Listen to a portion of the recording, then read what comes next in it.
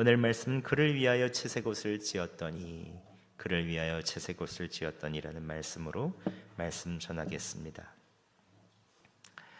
지금까지 선조들의 역사를 살펴봤습니다. 아브라함과 이삭과 야곱까지 있는 선조들의 역사라면 이제 37장부터는 요셉에 있는 일들입니다.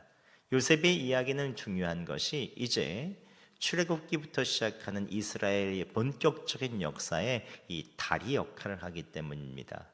어떻게 가족들이 애굽에 가게 됐으며 어떻게 많은 민족들이 출애굽하게 됐는지에 대한 그 이야기를 이 요셉이 해주고 있습니다. 또한 요셉의 이야기는 하나님께서 꿈을 주신 한 소년을 통해 좌절과 어려움, 고난과 아픔을 넘어서서 그 꿈을 이루시는 하나님의 이야기이기 때문에 이 이야기는 우리에게 참 소망이 됩니다. 오늘부터 시작되는 요셉의 이야기를 통해 여러분의 삶이 지금 멈춰 있는 것 같고 지금은 고난 가운데 있다면 위로받고 새로운 소망을 가지고 다시 주님께서 주시는 꿈을 향하여 나아가는 은혜의 시간이 되기를 예수 그리스도의 이름으로 축원합니다. 오늘 말씀은 야곱의 아들 요셉이 17살의 소년일 때에 그가 형제들의 미움을 받았다라고 하는 말씀입니다. 그런데 왜 그가 미움을 받았습니까? 성경은 크게 두 가지 이야기를 합니다. 첫 번째는 아버지로부터 특별한 사랑을 받았기 때문입니다. 3절 말씀 우리가 함께 봉독해 보겠습니다. 요셉이 노년에 얻은 아들이므로 이스라엘이 여러 아들들보다 그를 더 사랑함으로 그를 위하여 채색옷을 지었더니. 아멘. 야곱은 요셉을 여러 아들보다 특별히 더 사랑했습니다. 4명의 부인 중에서 가장 사랑했던 라헬과 함께 노년에 낳은 아들이기 때문에 그를 정말로 사랑했습니다. 게다가 요셉의 어머니 라헬은 요셉의 동생 베냐민을 낳다가 하늘로 먼저 세상을 떠났죠. 야곱은 어머니 없는 아들, 나머지 아들들은 다 어머니가 있지만 어머니 없는 아들인 이 요셉을 볼 때 참 마음이 애틋했을 것입니다. 그래서 야곱은 요셉을 위해서 채색 옷을 지어서 입히죠. 여러분, 채색 옷이란 무엇입니까? 채색 옷이란 히브리어로 케노네트 파심이라고 말합니다. 케노네트라는 것은 덥다, 파심이라는 말은 손바닥, 발바닥을 말합니다. 즉 손바닥과 발바닥을 덮을 정도로 긴 옷을 말합니다. 나중에 70인역으로 헬라어로 번역될 때 채색 옷이라고 되는데 원래는 긴 옷을 말합니다. 당시 평민들은 일을 하기 위해서 팔꿈치나 또 무릎 정도 오는 그 정도 옷을 입었죠.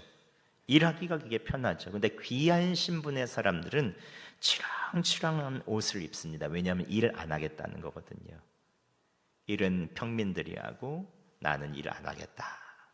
그리고 지휘하며 다스리는 큰 소매를 가지고 이렇게 하는 것이 이 채색 옷, 케노네트 파심입니다. 야곱이 요셉에게 채색 옷을 지어주었다는 것은 너는 귀한 아들이야. 너는 신분이 달라. 너는 일 안 해도 돼. 너는 형들을 감독하면 돼. 라고 하는 말입니다. 그래서 형들의 잘못을 아버지에게 이야기하고 형들을 관리 감독하죠. 잘못이 있으면 쪼르르 가서 이야기합니다. 또 채색 옷은 말 그대로 염색을 한 색깔 옷이죠. 염색 기술이 일반적이지 않았던 당시에 왕족과 귀족들만 색깔 옷을 입었습니다. 이 말은 너는 세상의 어떤 귀족과 왕족보다 더 귀한 아들이야, 특별한 아들이야 라는 것을 야곱은 채색 옷을 지어서 주면서 이야기하는 것입니다. 야곱이 지어준 채색 옷에는 요셉을 향한 얼마나 특별한 사랑과 권한이 거기에 있는 것입니까? 그런데 반대로 누군가의 특별한 사랑을 받는 사람은 누군가의 미움의 대상이 됩니다. 질투의 대상이 됩니다. 4절에 이렇게 말합니다. 그의 형들이 아버지가 형들보다 그를 더 사랑함을 보고 그를 미워하여 그에게 편안하게 말할 수 없었더라. 형들은 특별히 사랑받는 요셉을 미워합니다. 관리 감독하는 그를 싫어합니다. 여러분, 우리 주변에도 특별히 사랑을 받는 사람은 누군가의 미움을 받죠. 학교에서도 선생님의 사랑을 특별히 받는 애들은 누군가의 질투의 대상이 됩니다. 회사, 가정에서도 부모의 사랑을 받는 아들은 다른 다른 아이들의 질투의 대상이 되죠. 교회에서도 누군가의 특별한 사랑을 받는 사람은 미움의 대상이 될 때가 있습니다. 그래서 저도 굉장히 조심합니다. 고루고루게 누구든지 환한 얼굴로 맞아드리려고 하고 더 어려운 분들을 찾아가려고 합니다. 오늘 본문의 요셉은 아버지의 특별한 사랑을 받지만 형제들의 미움을 받습니다. 그럼 두 번째 요셉이 미움받는 이유는 무엇입니까? 요셉이 형제들에게 꿈을 말했기 때문에 미움을 받습니다. 5절에 이렇게 말하고 있습니다. 요셉이 꿈을 꾸고 자기 형들에게 말하매 그들이 그를 더욱 미워하였더라. 그럼 하나님께서 요셉에게 꿈을 주셨습니다. 형들이 묶은 곡식단이 자신이 묶은 곡식단에 절하는 것을 꿈을 꿉니다. 그런데 이 꿈은 결국 형들이 자신에게 절하게 되고 경배하게 되는 날이 온다는 이야기 아닙니까? 그걸 말하면 가뜩이나 미워하는 형들에게 기름을 붓는 격이 되죠. 그런데 요셉은 그럼에도 불구하고 이러한 꿈을 형들에게 이야기합니다. 또 8절에 형들이 화가 나서 내가 참으로 우리의 왕이 되겠느냐, 참으로 우리를 다스리게 되겠느냐, 그러면서 그의 꿈과 말로 더 그를 미워합니다. 그런데 요셉은 거기서 멈추지 않습니다. 다시 꿈을 꾸고 형들에게 또 말합니다. 해와 달과 11별이 자기에게 절하는 꿈을 꿉니다. 절하는 해와 달은 아버지, 어머니, 11별은 형님들이잖아요. 그래서 가족들이 모인 자리에서 이걸 다 얘기합니다. 가족들이 나를 향해서 다 경배할 것인다라는 그 꿈 얘기를 하죠. 그러니까 아버지가 야곱이 보다 못해서 그를 꾸짖습니다. 나와 내 어머니와 내 형들이 땅에 엎드려서 내게 절하겠느냐? 그런데 11절에 야곱의 속마음이 나옵니다. 그의 형들은 시기하되 그의 아버지는 그 말을 간직해 두었더라. 왜 그의 아버지가 요셉의 꿈을 마음에 간직해 둡니까? 요셉의 꿈이 하나님으로부터 왔다는 것을 직감했기 때문입니다. 여기서 우리가 생각해 봐야 될 것이 있습니다. 여러분, 요셉의 꿈이 요셉이 지어낸 꿈입니까? 하나님이 주신 꿈입니까? 꿈에도 개꿈이 있을 수 있죠. 근데 이 꿈은 하나님께서 주신 꿈입니다. 그의 아버지 야곱이 베델에서 돌베개 베고 누워서 잘 때 하나님께서 직접 나타나시면 누구든지 다 죽죠. 하나님 얼굴 대면 다 죽지 않습니까? 그러니까 꿈에서 나타나셔서 사닥다리가 오르는 내리는 것을 보며 그에게 언약해 주시죠. 내가 다시 돌아올 때까지 내가 너와 함께 해주겠다. 너에게 모래알 같은 자손을 주겠다. 그에게 격려해 주시며 그에게 약속해 주십니다. 꿈에서 약속해 주시죠. 이처럼 하나님께서는 요셉에게 이러한 꿈을 주십니다. 이 꿈은 요셉에게 주신 하나님의 말씀, 즉 하나님의 언약인 것입니다. 그래서 아버지 야곱은 자신에게 주었던 그 하나님의 그 언약을 생각하며 요셉의 말을 가슴에 새기죠. 요셉도 형들이 자신을 미워하는 것을 알았을 것입니다. 바보가 아닌 이상 어떻게 형들의 시선과 태도를 모를 수 있습니까? 거기다가 볕단이 자기에게 절하고 별이 자기에게 절하는 꿈 얘기하면 더 미움받는 거 알았을 것입니다. 그럼에도 불구하고 요셉이 꿈 이야기를 말했던 이유는 무엇입니까? 하나님의 말씀, 하나님의 계획이기 때문에 이 말을 하지 않고선 견딜 수가 없었던 것입니다. 그래서 요셉은 형들이 미워할 것을 알면서도 하나님께서 보여주신 그 꿈, 그 말씀을 전하죠. 근데 결국 그는 형들에게 미움을 받고 형들이 그를 죽이려고 작정할 정도로 크게 미움을 받습니다. 그런데 놀라운 것은 하나님의 말씀대로 순종하여 이 말씀을 전하니 하나님께서 일하십니다. 하나님의 방법대로 하나님께서 일하십니다. 하나님께서 요셉에게 주시는 이 꿈은 무엇입니까? 훗날 요셉이 애굽의 총리, 이집트의 총리가 되어서 이스라엘에 있는 모든 일가 친척들을 다 기근에서 구해내고 주변에 기근과 어려움을 살고 있는 사람들에게 생명을 주는 그러한 총리의 역할을 하라고 하나님께서 이 꿈을 주신 것입니다. 이게 하나님의 꿈이죠. 그러기 위해선 요셉이 형들에게 미움을 받아서 고향을 떠나야 됩니다. 하지만 아버지 야곱이 요셉을 너무나 사랑하여 놔주지 않을 것이 분명하기에 하나님께서는 야곱에게 형제들이 절하는 꿈, 아버지가 절하는 꿈을 보여주고 그것을 형에게 말하게 하여서 미움받게 하시는 것입니다. 물론 요셉은 하나님의 계획과 꿈을 모르기에 오늘 나에게 주신 말씀을 그냥 말할 뿐입니다. 순종할 뿐이었죠. 여기서 할 수 있는 영적인 교훈은 무엇입니까? 우리는 하나님의 꿈, 하나님의 비전 알지 못합니다. 그러면 하나님이죠. 우리가 가진 계획이 있더라도 그것이 될지 안 될지는 모릅니다. 하나님의 우리를 향한 계획이 가장 좋고 가장 정확하죠. 그러나 우리는 그것을 알 수 없기 때문에 오늘 나에게 주신 하루, 하나님께서 주시는 말씀대로 순종하고 그 말씀을 전하면 하나님께서 우리의 삶을 비전으로 이끌고 가 주시는 것입니다. 우리를 향한 하나님의 계획을 이루십니다. 말씀대로 순종하면.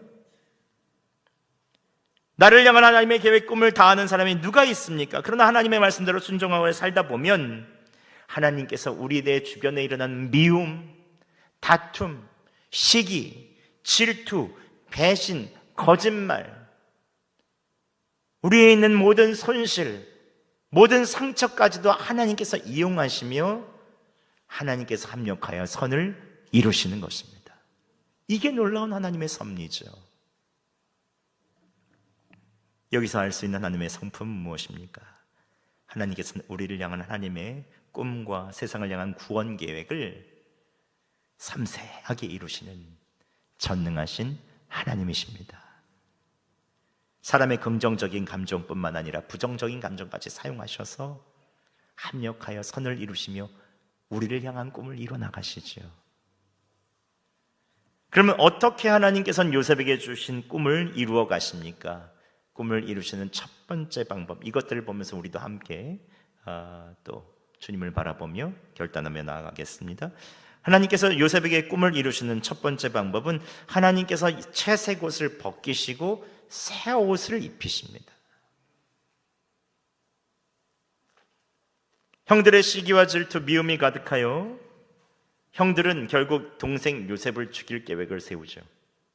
요셉이 양치는 곳에 가까이 오자 가장 먼저 채색 옷을 벗깁니다. 함께 23절 말씀 저희가 봉독하겠습니다. 시작. 요셉이 형들에게 이르되 그의 형들이 요셉의 옷 곧 그가 입은 채색 옷을 벗기고. 이것은 단순히 요셉의 옷을 벗겼다고 할 수 있지만 옷을 벗긴 것이 아닙니다. 아버지의 사랑을 벗긴 것입니다. 그렇게 싫어했던 아버지의 편애를 상징하는 채색 옷을 형들이 벗기면서 넌 더 이상 아버지의 사랑을 받을 수 없다라는 것을 보여주는 것입니다. 넌 이제 끝났어.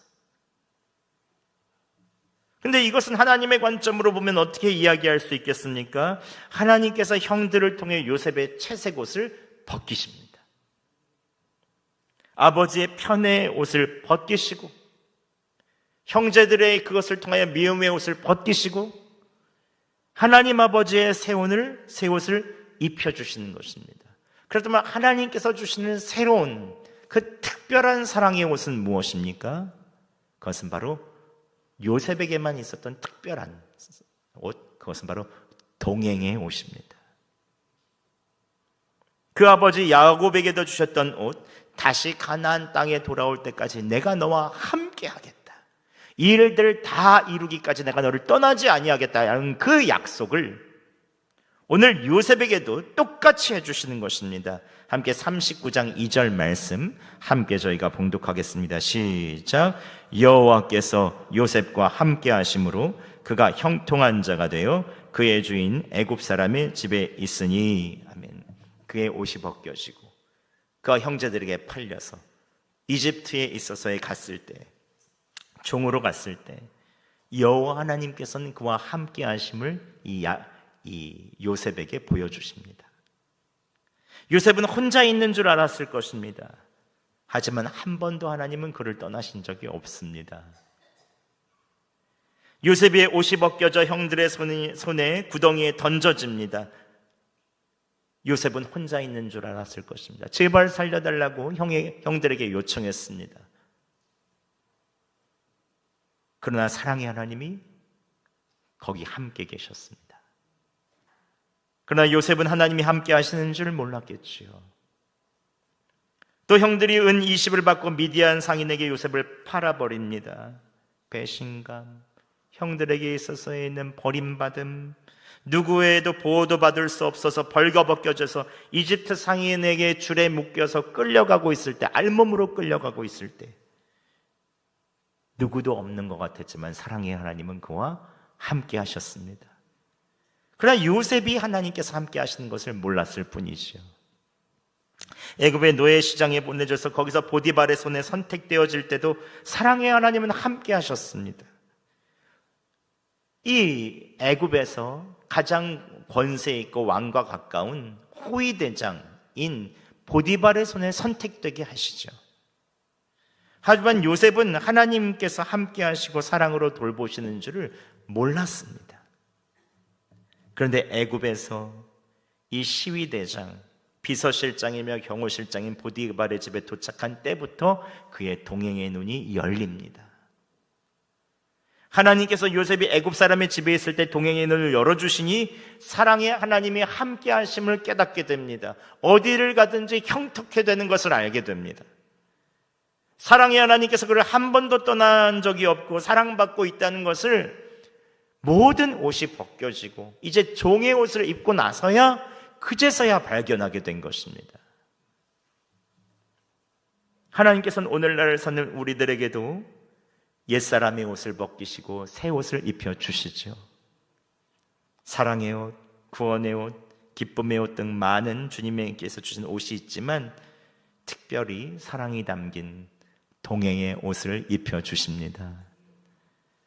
이것은 예수 그리스도를 믿는 모든 그리스도인들에게 주신 옷이지요. 마태복음 28장 20절 하반절에 내가 세상 끝날까지 너희와 항상 함께 있으리라. 주님은 우리와 약속하여 주셨습니다. 주님이 우리와 동행하시는데 무엇이 두렵겠습니까? 주님이 나와 함께 하시는데 어떤 염려가 있을 수 있겠습니까?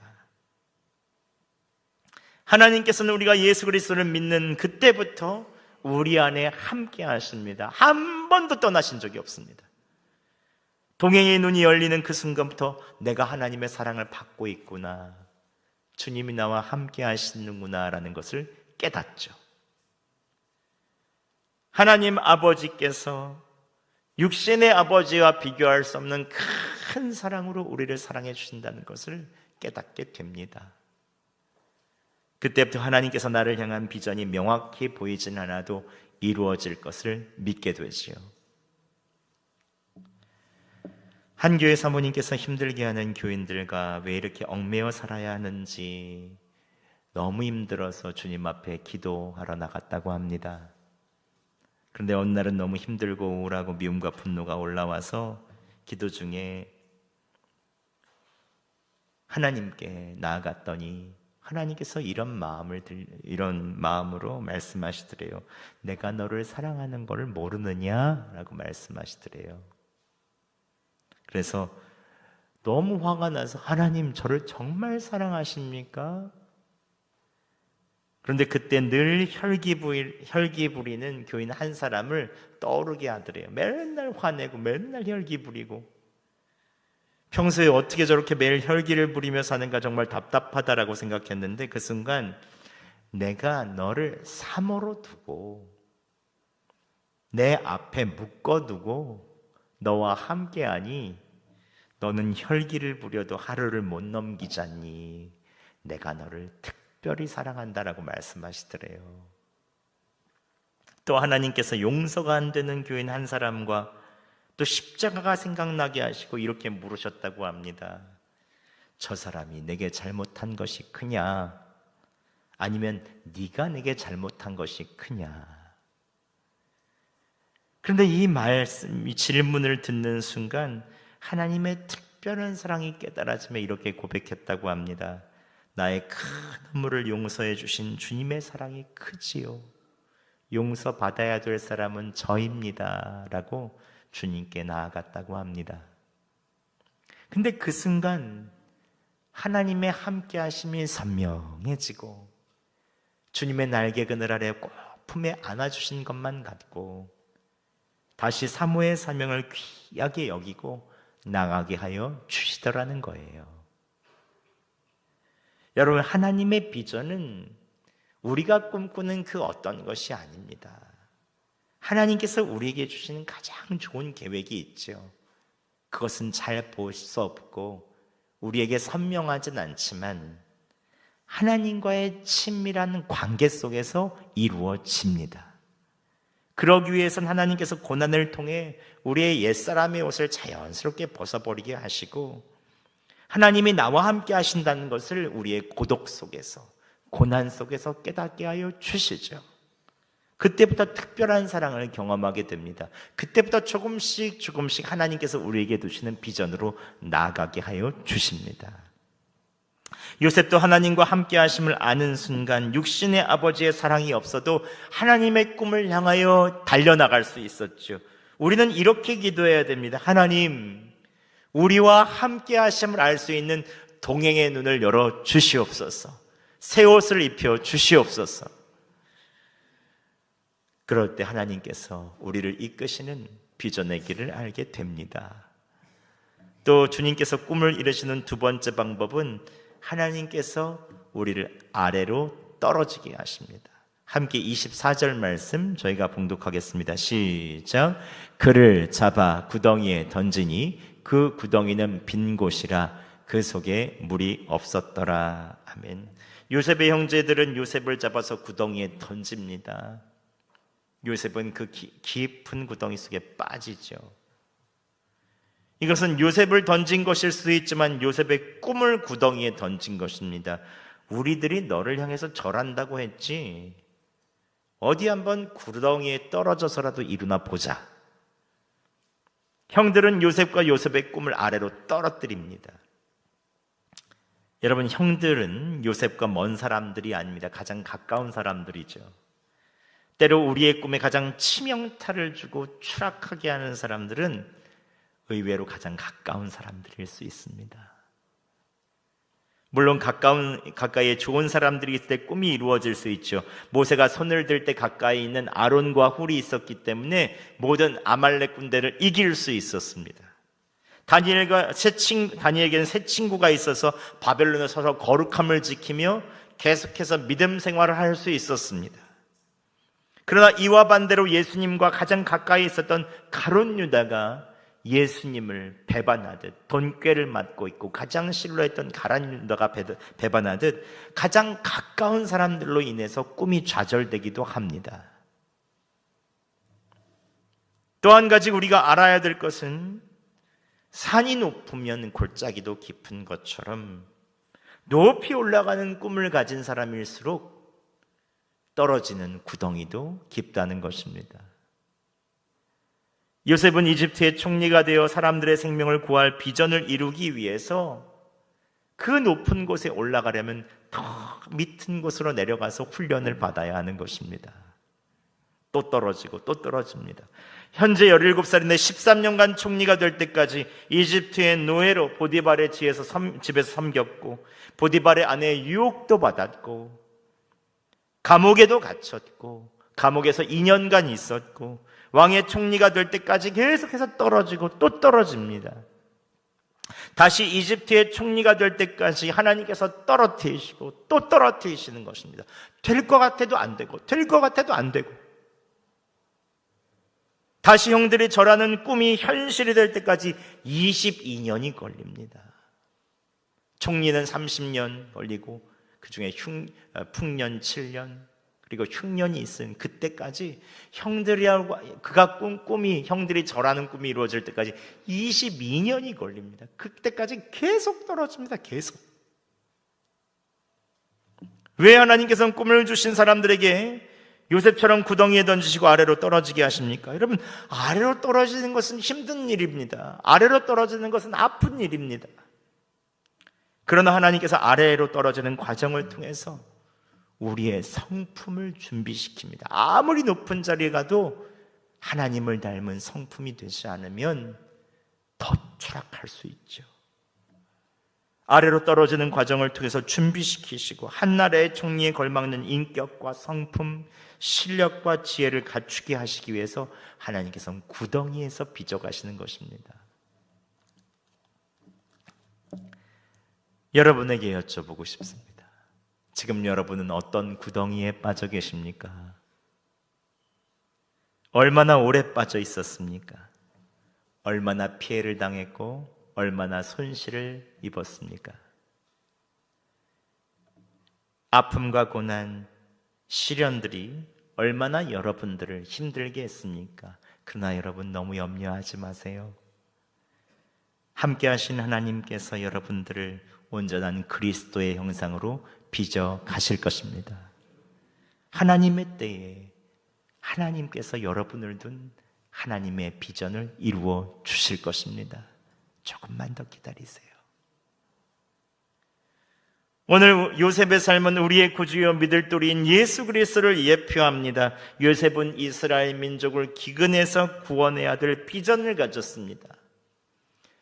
예수 그리스도께서는 온 인류를 구원할 비전을 가지셨습니다. 요셉은 색동옷이 벗겨지고 알몸이 되어 종으로 팔려갑니다. 예수님께서는 온 인류에서 하나님의 사랑을 가장 많이 받는 독생자로서 권능의 옷, 창조의 옷을 입고 있었지만 우리를 구원하시기 위해서 모든 옷을 벗고 온전히 이 땅 위에 한 아기로 무력한 옷으로 종의 모습을 가지고 오십니다. 요셉은 가까운 형들에게 은 20에 팔려 구덩이에 던져집니다. 예수님께서는 가장 가까운 가룟 유다의 배반에 은 30에 팔려 인류의 모든 죄를 지시고 십자가라는 구덩이에 던져지셔서 죄와 사망 가운데 깊이 빠지십니다. 그러나 누구도 빠져나올 수 없는 깊은 감옥인 사망의 무덤에 갇히셨지만 하나님께서는 예수 그리스도를 일으키셨고 인류를 구원하시고 모든 족속에게 비전을 주시는 하나님의 꿈을 이루십니다. 말씀을 마치겠습니다. 우리는 예수 그리스도를 믿는 사람입니다. 내 안에 예수님께서 계시기 때문에 그리스도인은 구원의 비전을 품은 비전의 사람입니다. 이미 주님께서는 우리와 함께 하시고 성령을 보내주심으로 우리와 함께하고 계시죠. 이제 여러분 함께 동행하시는 예수님을 바라보며 주님의 증인 되시기 바랍니다. 또한 힘들고 어려운 시기를 보내고 구덩이에 빠져 있는 것 같은 분이 계시다면 조금만 기다리고 남은 고난을 채우세요. 하나님께서 여러분을 향한 계획이 이루어지는 그날이 조만간 찾아오게 될 것입니다. 그때까지 예수님을 여러분 안에 채우시고 작은 예수로 사시기 바랍니다. 하나님께서 여러분을 향한 계획을 이루어 주실 것입니다. 한 주간 모두 하나님의 특별한 사랑을 받은 자로 비전의 사람으로 승리하는 한 주를 사시기를 예수 그리스도의 이름으로 축원합니다. 아멘.